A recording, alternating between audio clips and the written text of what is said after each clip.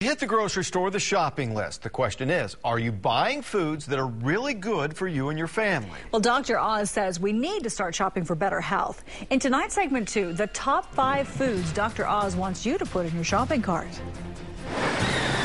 When I walk into a supermarket, I don't see groceries here. I see drugs. When TV doctor Mehmet Oz heads to the grocery store, he makes sure everything he puts in his grocery cart contributes to good health. The Fighting 5 foods. Mom said they were good for you, and Dr. Oz agrees. Vegetables top the list. I love broccoli, which detoxifies the liver. People who eat 3 servings of broccoli a week reduce the chance of breast cancer by 75%. Pick up some tomatoes, too. If you take tomatoes, mix it with a little bit of oil and cook it, it's called pasta sauce. And don't forget carrots, citrus, and leafy greens.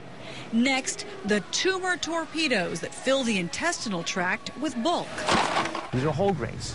And whole grains can be quinoa, they can be wheat grain, but these are wholesome foods that come into our intestinal tract. They pull away toxic ingredients in our intestinal tract. That leads Dr. Oz to the next aisle in the grocery store, the cell commanders, or proteins. The major proteins we get in America are animal-based proteins, which have saturated fats with them.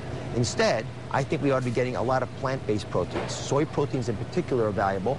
Fish proteins also are useful. Another fighting food to make sure you add to the grocery cart, nuts and oils. I take walnuts, I soak them in water, and by soaking them in water, I get rid of some of that bitter taste. The final fighting foods, just check your cupboard or your garden. Spices and herbs, big benefits in small doses. One of the big tips is to find alternative herbs that give a food a zestiness. Good food, and according to Dr. Oz, it will help make families healthier, starting with children. So what we need to do in America is to allow our children to evolve their taste buds, to begin to crave wholesome foods.